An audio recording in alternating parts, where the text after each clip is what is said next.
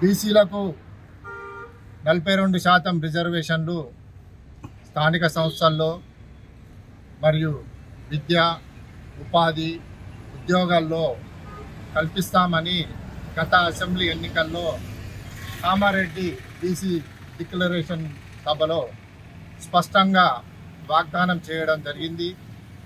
చేసిన వాగ్దానాన్ని కూడా పలు సందర్భాలలో పదే బీసీలకు 42% రిజర్వేషన్లు రాజ్యాంగబద్ధంగా, చట్టబద్ధంగా, శాస్త్రీయంగా, సంపూర్ణంగా అమలు చేసి తీరుతామని ఎన్నో సందర్భాల్లో అన్నారు.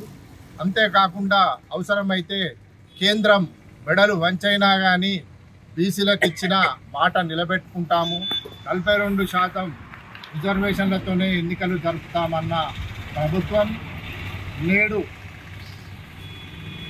స్థానిక ఎన్నికల్లో భాగంగా పంచాయతీ సర్పంచ్ ఎన్నికలకు గుర్తులుండవు, బీఫారాలు ఉండవు.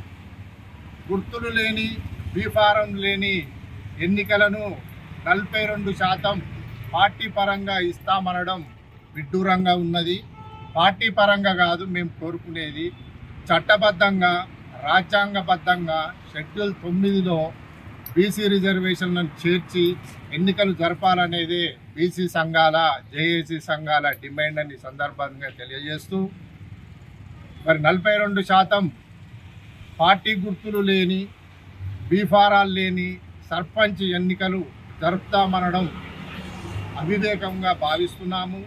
వెంటనే ఆ నిర్ణయాన్ని ఉపసంహరించుకొని 42% చట్టబద్ధంగా రిజర్వేషన్లు జరపడానికి ప్రయత్నాలు చేయాలని సందర్భంగా తెలియజేస్తున్నాము.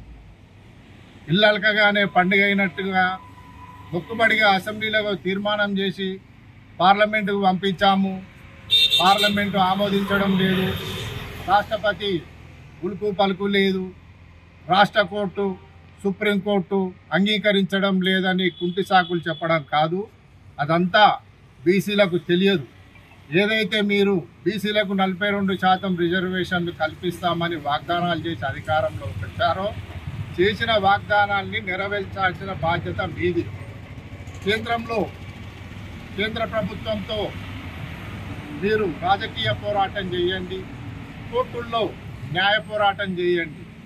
రాజకీయ పోరాటానికి బీసీ సంఘాలు, జేఏసీ సంఘాలు, విద్యావంతులు, సామాజికవేత్తలు, కవులు, కళాకారులు, రచయితలు అందరూ మీ వెంబడి ఢిల్లీకి రావడానికి సిద్ధంగా ఉన్నారు. అవసరమైతే ఢిల్లీని దిగ్బంధించడానికైనా కానీ మేము వెనకాడం.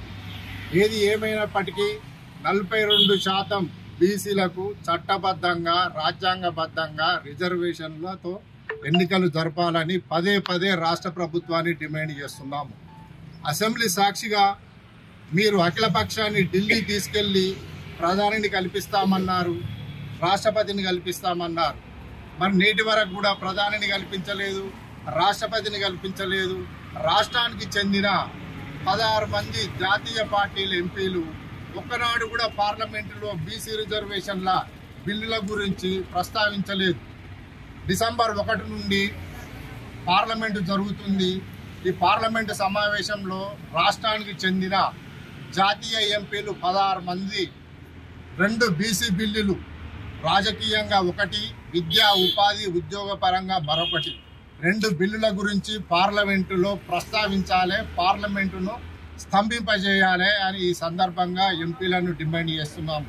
ఒకవేళ పార్లమెంటులో కనుక మీరు ప్రస్తావించకుంటే బీసీ ఓట్లతో గెలుపొందిన మీరు రాజీనామాలు చేయాల్సి ఉంటుంది.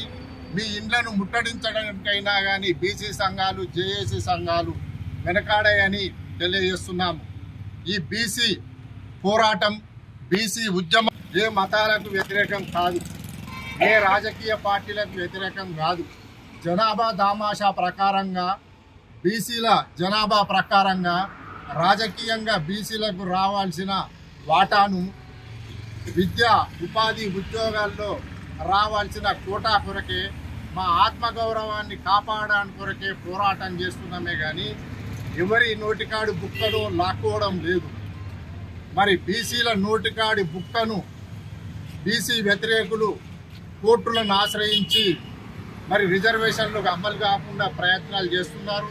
బీసీ ఉద్యమాలను, జేఏసీ ఉద్యమాలను నీరుగార్చే ప్రయత్నాలు చేస్తున్నారు. ఖబర్దార్, మీరు ఇలాగే బీసీ రిజర్వేషన్ల విషయంలో జాప్యం చేస్తే మరి బీసీ ఉద్యమం ఉవ్వెత్తున ఎగిసిపడుతుందని, తెలంగాణ ఉద్యమం లాగా బీసీ ఉద్యమం కూడా ప్రొఫెసర్ కొత్తపల్లి జయశంకర్ గారి స్ఫూర్తితో, బిందేశ్వరి మండల్ ప్రసాద్ కమిషన్ గారి స్ఫూర్తితో బీసీ ఉద్యమం ఉవ్వెత్తున ఎగసిపడేలా చేస్తామని, బీసీ రిజర్వేషన్లను సాధిస్తామని ఈ సందర్భంగా రాష్ట్ర కేంద్ర ప్రభుత్వాలకు తెలియజేస్తున్నాం.